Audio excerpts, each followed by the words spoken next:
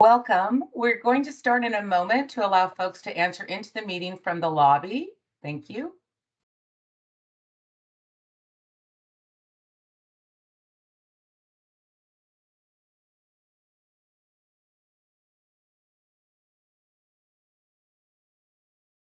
Good morning. My name is Michelle Cunningham, Marketing and Outreach and Healthcare Workforce Development.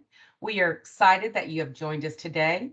Before we begin, I'd like to discuss a few housekeeping items. The webinar will be recorded and posted on our website. The chat option is open from the get-go, and we will entertain those questions in the chat during the Q&A session, which is at the end of this webinar. In addition, during the question and answer session, your mics will be enabled. You'll be able to raise your hand and ask questions. This slide deck is posted on our website, and I am thrilled to introduce our presenter, Nathaniel Dixon, Program Manager with the Healthcare Workforce Development. Thank you, Nathaniel. Thanks, Michelle. And thanks everyone for joining us today. This is a pretty big year for SLRP with a lot of changes to the program, so we're really happy to be able to present a webinar to kind of break down some of those changes, as well as, requirements and expectations carrying over from last year to this year. We expect this year's changes to kind of open up the door to a lot of questions, so thank you for attending the webinar. And let's get started. So for the unaware, the SLRP, the California State Loan Repayment Program, is designed to assist medical providers in the repayment of educational loans. In exchange for a loan repayment grant, the applicant accepts a service commitment to serving in a federally designated health professional shortage area or at a federally qualified health center. Essentially, you're accepting that you will commit to 2 years of service to underserved populations in a federally designated HPSA or a federally designated FQHC.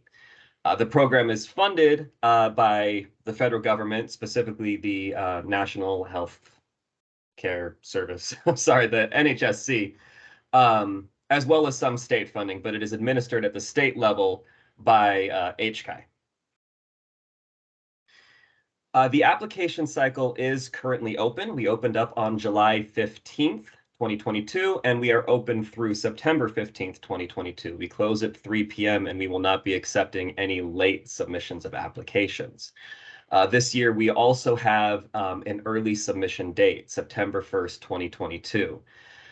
All applications submitted on or before September 1st will be reviewed early. If we find any issues with your application during that early review, we will reach out to you to get those issues corrected. So that will be your opportunity to address any problems we find with the application, such as issues with the lender statements we require you to upload, or the employment verification form we require you to upload, where you report your weekly work duties.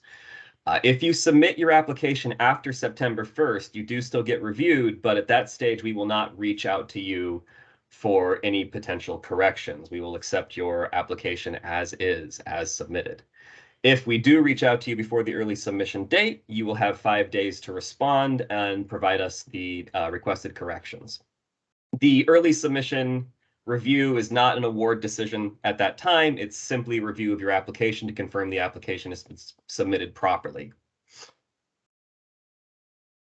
As I mentioned, some new changes to the program this year. The big one is we have done away with the match requirement. Previously, the State Loan Repayment Program had a match requirement, which essentially entailed that if you applied for the program, you had to have a standing offer of employment at, or be currently working at, a site or organization that had already agreed to participate in the program. And from that stage, if we decided to offer you an award, your site had to agree to match that award dollar for dollar. If they chose not to match the award, then we couldn't offer you an award. All of that is gone this year. There is no match requirement, so the program is opened up to practitioners, any practitioners who work in sites, again, in HPSAs or at HPSAs or in FQHCs, who meet the other site requirements that we'll cover in a few minutes. No changes to the award amounts. It's just a no match requirement year, so we're really opening it up quite a bit more. Because of these changes and kind of the removal of the organization from the process, SLRP applicants will now be responsible for submitting their own employment verification forms, their own EVFs on a regular basis. Previously, points of contact at your organization, at your employer, would submit this documentation on your behalf. For these new grants awarded from this application cycle, you as the grantee will be required to submit them. They are submitted on a regular basis, typically every 6 months, although if you're awarded a grant, your grant manager may reach out to you from time to time to request additional EVFs. You are also required to submit an EVF on the application itself, which is kind of an initial confirmation of your weekly work schedule, and that schedule meets the requirements, which we'll cover in a minute. We will provide the EVFs on our website, so you can download them at any time. Your site representative, typically your supervisor, will have to fill out part of the EVF for you and with you, and will have to sign off on it. And you will have to upload the EVF to our EAP portal, which is the same portal where you submit your application. So you'll have access to that through your user account. As I mentioned previously, regarding our early submission period, we will be reviewing all applications submitted by September 1st, 2022. And we'll provide any feedback we have on those applications. So again, that's just if we find any errors with them, typically with the documentation, the EVFs are the lender statements typically. We'll reach out to you for corrections. Again, if you submit after September 1st, that application is considered final. So if we have any issues, we're going to accept them as is, and you won't have the opportunity to correct those issues. And just to reiterate, if we do reach out to you about any issues, it's a 5-day response period to get those issues corrected. So to apply for and be considered for an SLRP award, a clinician must meet these requirements. You do need to be a U.S. citizen. You do need to have a current unrestricted license to practice in California, be free of judgments from any federal debt. And we do require that you have no existing service obligations to any other programs. That one can be a bit sticky, but essentially you're free to apply if you have an existing service obligation. We just require that service obligation end before your service obligation to the state loan repayment program begins. So if you have any existing service obligations now, go ahead and apply. And we'll work with you if you're selected for a grant award to kind of get that stuff figured out. But you cannot have 2 concurrent service obligations. You can't have SLRP, the California SLRP, for example, and also be participating in the federal SLRP administered by NHSC, as an example. Additionally, if you are in breach of this or any other service obligation, whether a federal, state, or local program, you do not qualify for the California State Loan Repayment Program. We do require you be current on all child support payments if that's something going on in your life. I mentioned earlier, we do require that you are currently employed or have a standing offer of employment at an SLRP approved practice site. That standing offer of employment, you need to have a start date that is on or before the grant start date, which currently most new grants will begin on March 1st, 2023. So you got to have a start date ahead of that date to accept the award. And again, you have to commit to a initial 2-year service agreement. If you're new to the program, this is your initial grant agreement, your initial grant award. Your initial service obligation will be 2 years, whether full-time or half-time. If you're a continuing applicant, thanks for attending, even though you know a bit about the program. But in that case, there's no change. Your service obligation remains 1 year at a time. This is our list of eligible professions. I won't go down the list point by point, but please be aware that this list, along with pretty much everything else I'm talking about, is in our grant guide available on our website. We strongly encourage all potential applicants, new or continuing, to review the grant guide every year, just so you're aware of any changes to the program, any new requirements for the program. What I do want to point out here is that if your discipline is on this list, we do require, like I said, that you have a current eligible unrestricted license to practice that. So that means you have to be a licensed marriage and family therapist or a licensed clinical social worker, for example. Registered, certified will not typically qualify. You know, there are exceptions, certified nurse midwife, registered dental hygienist, but if a license is available for your discipline, we require you to be fully licensed. Okay. If you do not see your discipline listed here, then your discipline does not qualify for the program. And since this list is largely dictated to us by the federal government, we can't change that, unfortunately. You're free to let us know, but unfortunately, we won't be able to accept anyone who practices a discipline that is not on this list. The work requirements. So there are full-time and half-time grant agreements. We'll cover the differences and how those look on the actual grant agreement in a moment, but just so you're aware, a full-time provider does have to work a minimum of 40 hours a week. 32 of those hours do have to be spent in direct patient care. That does include telehealth, or really pretty much anything that involves directly interacting with patients. No more than 8 of your 40 hours can be other administrative duties. We use the term administrative duties, but the term is very broad. Essentially, any duties related to your work at the clinic will count as administrative duties. We don't get super specific in requesting reporting on that. And you may not count time spent on call towards these requirements. So your 40 hours has to be 40 hours at the clinic, at the site. Your 32 hours of direct patient care have to be 32 hours of direct patient care. You being on call will not cover these requirements. The requirements are pretty much halved if you're a half-time provider participating in the program half-time. That's 20 hours per week, 16 hours of direct patient care, and 4 hours of administrative work.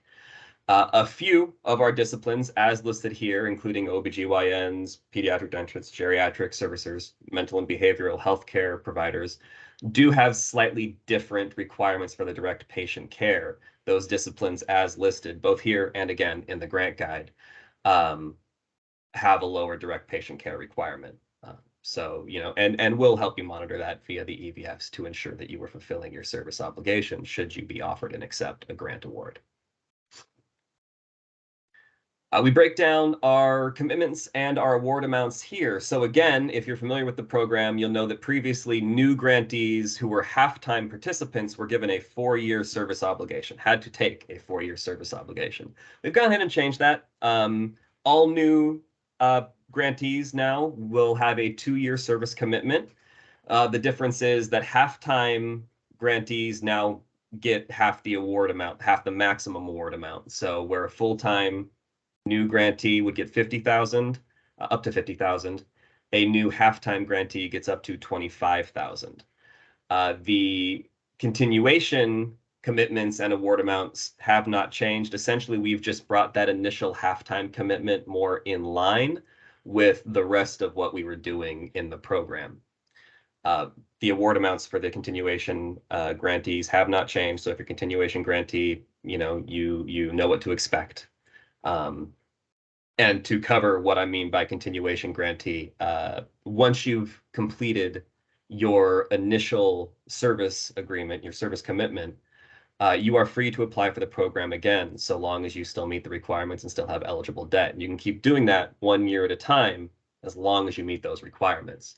The only catch is the longer you're with the program, the lower your maximum award each year. So. Eligible debt is those educational loans obtained from qualifying lenders for undergraduate or graduate health profession degrees. It's pretty specific. Qualified lenders are those who are subject to examination by an agency of the U.S.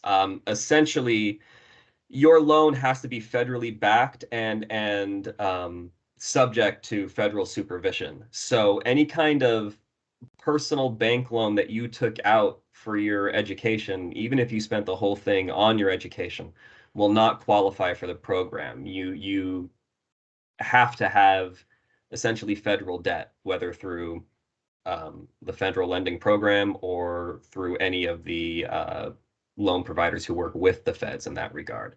No personal debt is considered eligible for this program. Site eligibility requirements. The big one is that your site must be located in a HPSA, or your site must belong to an organization that is a federally designated FQHC. That's the big one. That's the first thing you should look at. From there, we do require that your site is public or a private not-for-profit entity. If you're a private for-profit site, your site does not qualify for the program. You do have to provide outpatient care, whether it's primary, mental, or dental. Your site does need to pay you and all providers prevailing salaries, and they cannot use your SLRP award as a means to reduce your salary, or vice versa. They can't count your salary as matching payments towards SLRP if you're an existing grantee who has a match requirement. And finally, your site has to provide services on a free or reduced schedule basis to individuals at or below 200% of the federal poverty line. That's a basic requirement for being an FQHC as well. So when you submit your application, you will submit, your site's address and information, and we will work during the review process to confirm your site's eligibility. But if your site is not eligible, there is no wiggle room, and you have to meet these requirements. I covered this a moment ago, but as a grantee, you will be expected to submit certain deliverables. The first of these is the employment verification form, the EVF, that we'll use to confirm you are meeting your service obligation requirements. We will expect you to submit these at least every 6 months, but we may reach out to you to collect them more frequently depending on your situation. A very good example is if you end up taking any kind of extended leave, we may have to ask for an extra EVF or two to make sure that your service obligations are being met. At the end of your grant agreement, you will be required to submit lender payment records showing every payment you made to your eligible loans during the service obligation. We do this to ensure that you have applied your total award amount towards your student loans. Failure to apply your total award amount to your student loans during your service obligation can and likely will result in you being found in breach of the program. We'll reach out to you to collect this information at the end of your service obligation. We typically do it through email. You will have 30 days to respond and provide the necessary information. But this one is very important. So please be prepared for it. And there are also certain communication requirements. This and honestly everything I'm covering will be outlined in your grant agreement if you're offered a grant award. But we do have certain communication requirements. First and foremost, we require you notify us immediately if you are no longer employed by your practice site, by your approved practice site.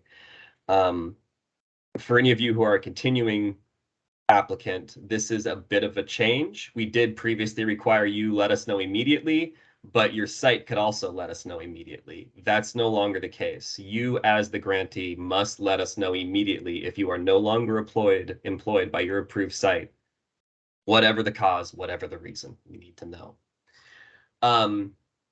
We need to know within 30 calendar days if any of your personal information, such as name, mailing address, or contact information changes. We also like to know within 30 days if your lending institution changes. A lot of loans getting transferred around lately due to changes in the federal lending programs. So we like to be kept aware of that information.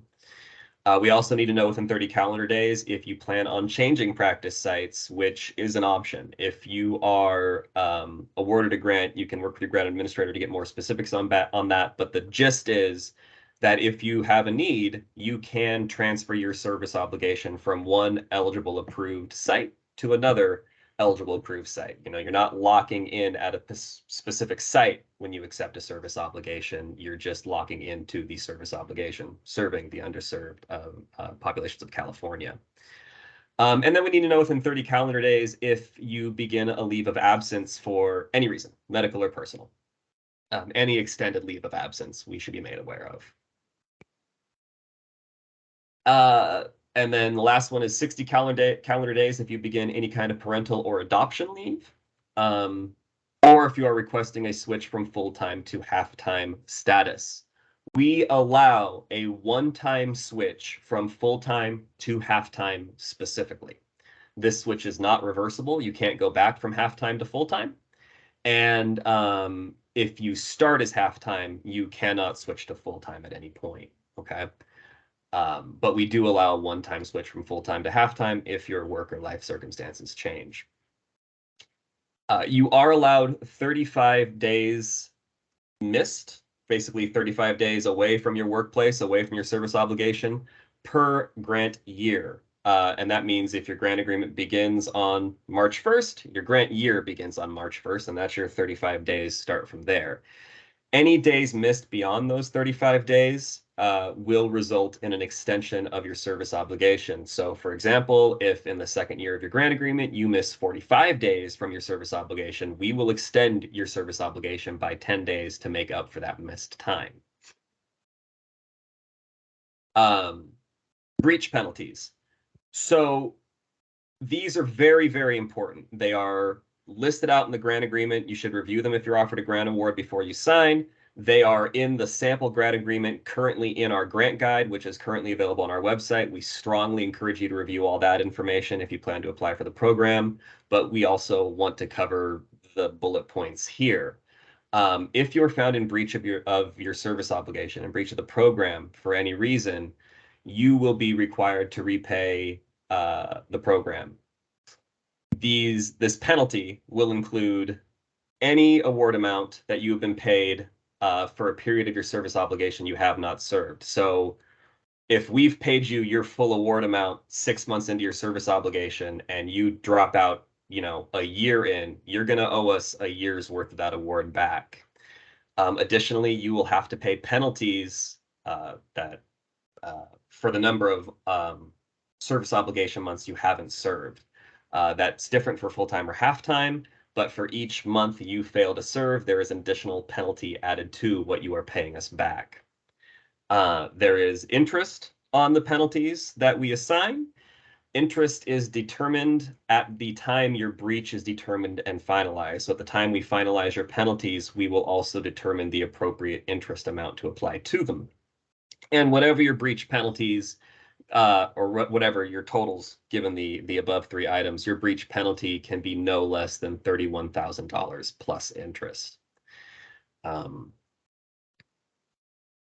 Again, this is a rare thing. Ideally, it won't come up for any of you, but it's very important that anyone who accepts a grant award from the program be aware of this information.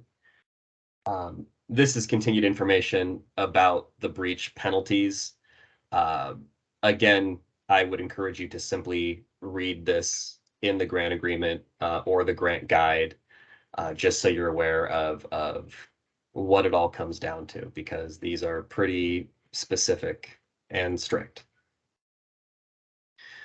And that's the gist. That's what I've got. If you have any questions or need more information outside of this webinar, the links here, you can reach out to us there. We also have our SLRP inbox, which is just an inbox for any generalized questions that applicants or grantees might have. This whole slide deck is available on our website, so you can navigate to our website and download the slide deck from there. The contact information is also listed there. And thank you for attending. Thanks, Nathaniel. We're going to entertain questions now. I see a few in the chat. Also, you may raise the hand icon. You'll find the hand icon at the top of your screen with the reactions button. Once you raise your hand icon, you'll be placed in a queue. I'll call on you and your mic will be enabled. You'll need to unmute yourself.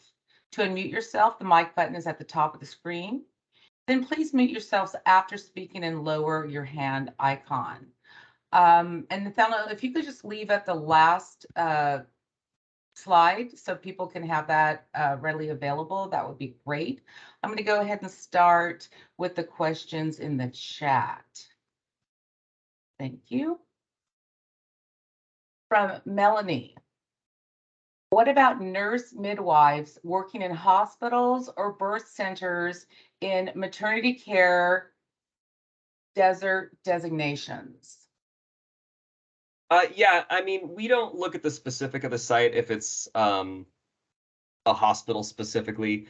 The maternity care desert designation is not a designation we use in SLRP. So whether your birth center is in one of those maternity care deserts or not, unfortunately, it's not something we factor into the program. We need your birth center to meet all the requirements that I spoke about earlier about site eligibility, which is, again, be a HPSA or be in an FQHC, public or private not-for-profit, and as well as those other bullet points about wages and providing reduced fees for care.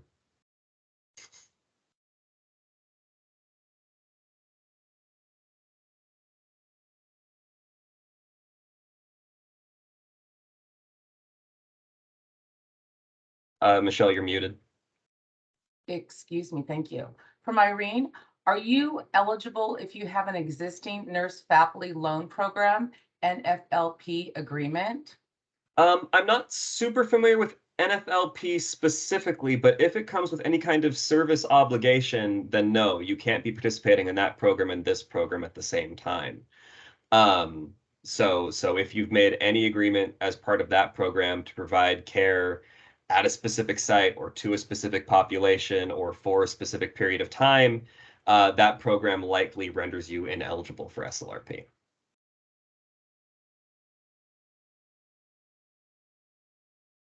From JD, although the only loans that qualify are federal loans, does the status of a private or bank loan affect eligibility? That's an excellent question. We work with what you report to us. So when it comes to the loans, if you have any kind of private loan that might be in arrears or something like that, we won't consider it because it's not a loan relevant to the program. We're only going to look at your eligible federal loans for the purposes of determining your eligibility for the program.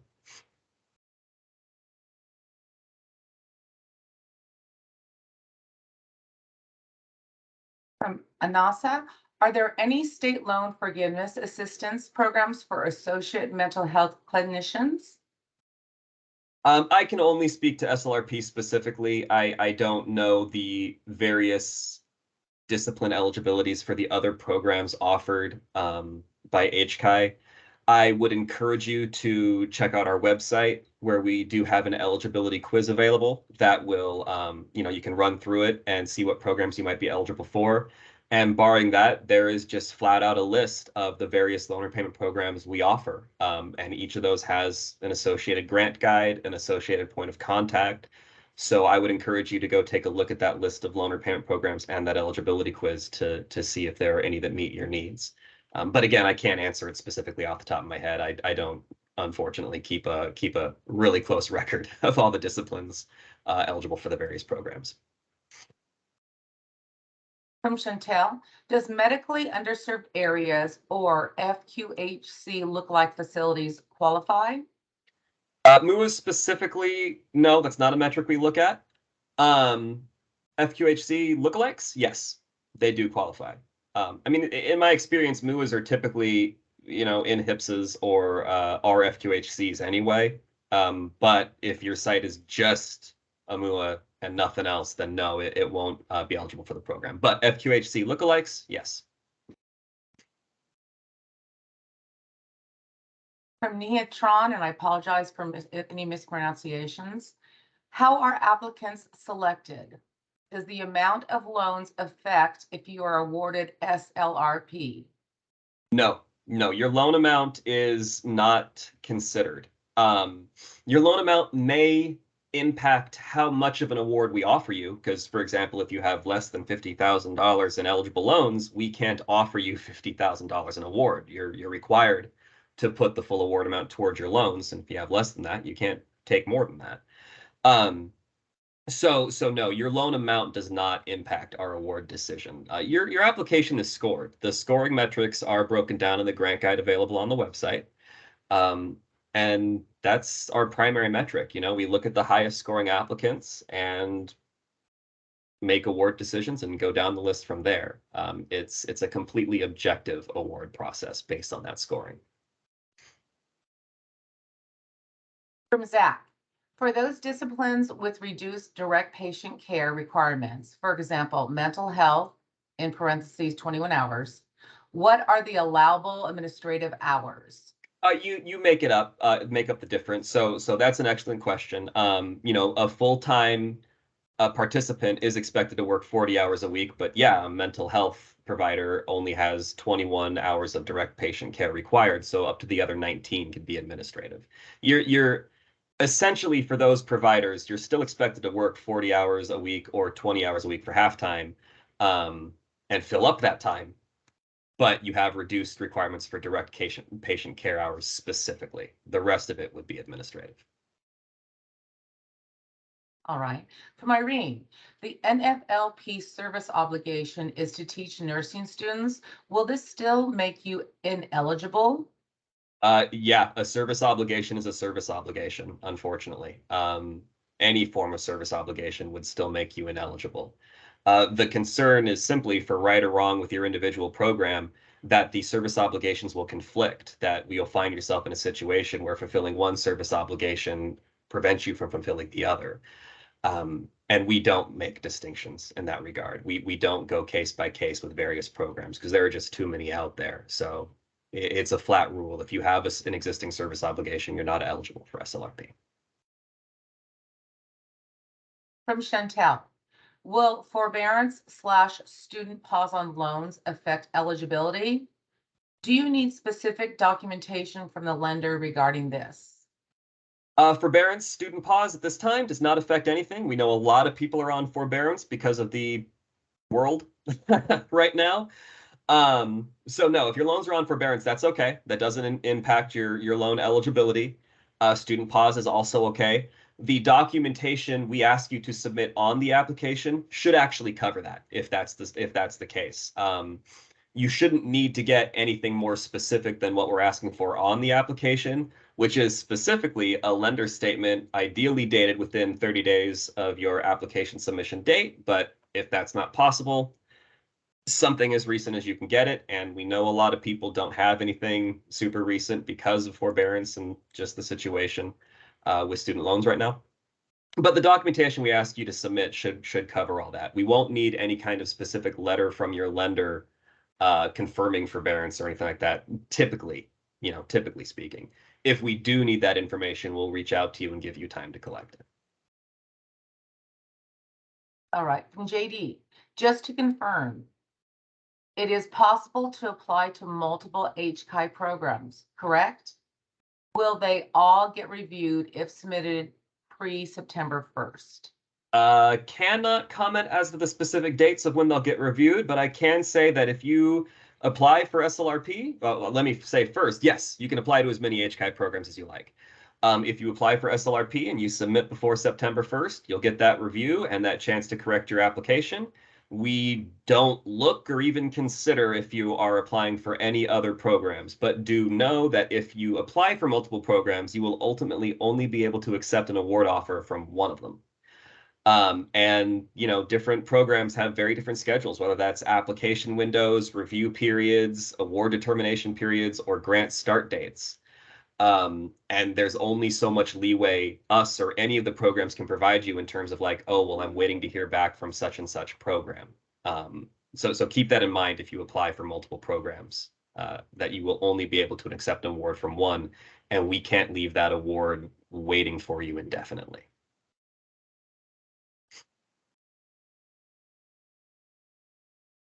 Thank you, registrants, and thank you, Nathaniel. We still have time for some more questions. Feel free to place them in the chat, or you may raise your hand icon. I'll call on you.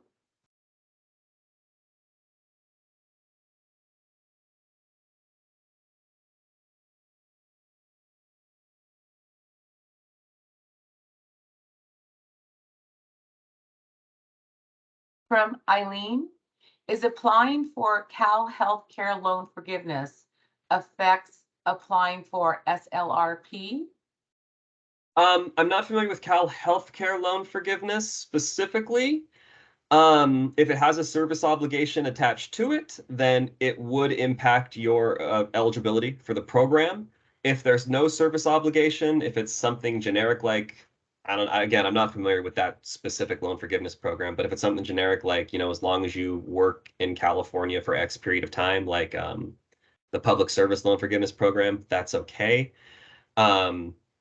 It will not affect your eligibility for the program, but do be aware that if you are offered and accept an award and we pay you out and then your loans are suddenly forgiven, you've got to give that money back to us because you effectively had no loans to pay off.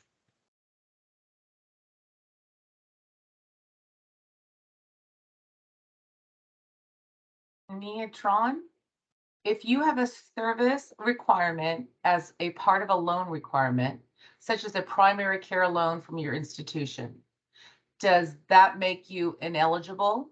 Yeah, it probably can. When it comes to service obligations, we're going to specifically look at your participation in different programs. Okay, that's what we're looking at key. I know some loan programs out there come with service obligations. If we become aware of that, that service obligation may impact your eligibility for the program. And even if it's not something that we necessarily ask about on the application, if you have such a service obligation, I would be careful about applying for SLRP because end of the day, if that service obligation does conflict with SLRP service obligation, you're going to end up in trouble with one or both programs. So be very careful about that. But again, we only look at your participation in various programs similar to this one. So Thank you. And just reiterating, feel free to email what's on the screen, slrp@hchi.ca.gov for more specific inquiries. Program. We still have time for a couple more questions.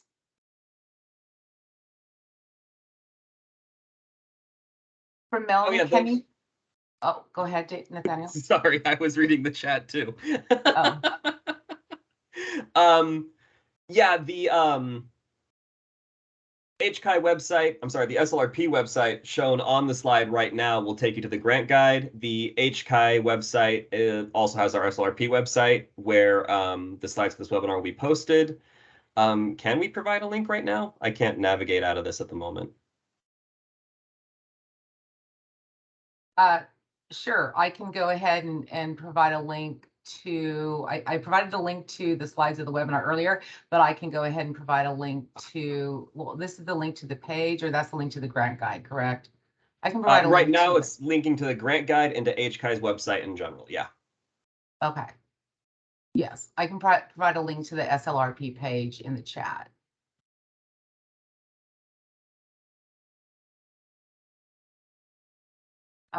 Any more questions? Oh, link to the slides. Yes, I provided in the chat, but I can go ahead and do that again, Melanie. From Chantel. You may not be able to talk about it, but do you have any update regarding the recent loan forgiveness program for reproductive providers? No, I have no update or information at this time. It's not even a conversation I'm personally a part of at this time. So, or anyone on the SLRP team. So.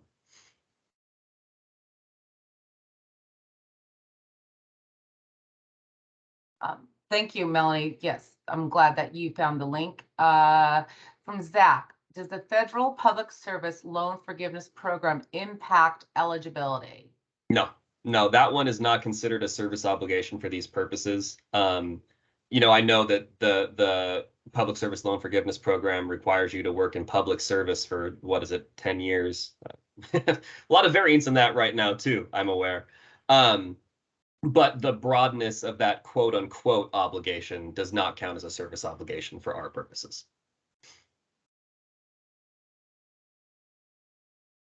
Okay, thank you.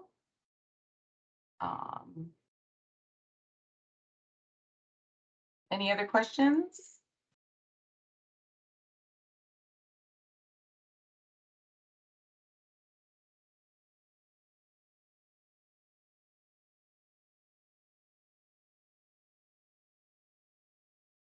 Oh, thanks, Allison.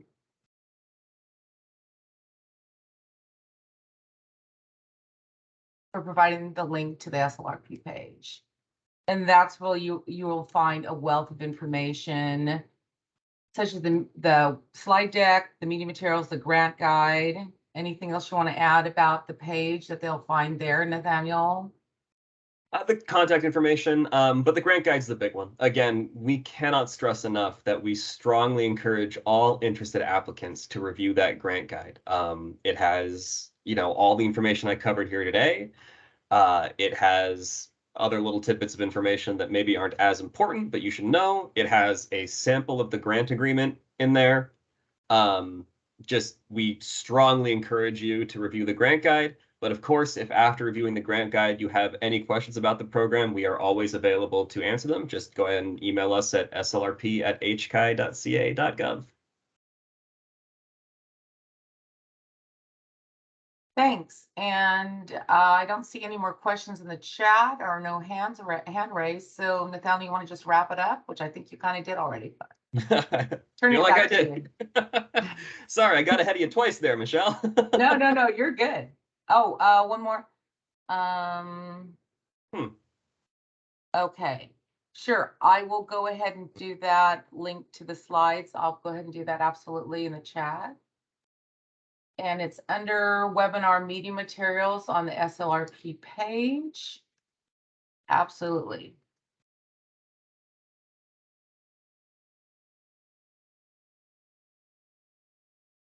Okay.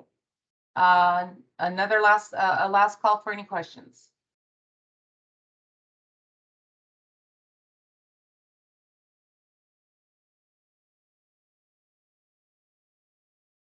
All right, back to you, Nathaniel. All right. Well, that's what we've got, everyone. Thank you very much for attending. Again, if you want to review this information, the slide deck will be on our website. The grant guide's on our website, and you have the email address, slrp@hchi.ca.gov, if you have any questions after reviewing the grant guide. And we look forward to reviewing everyone's applications, hopefully in the early period, right? Got it. Thank you, everyone. Thank you, Nathaniel and team. Bye. Thank you.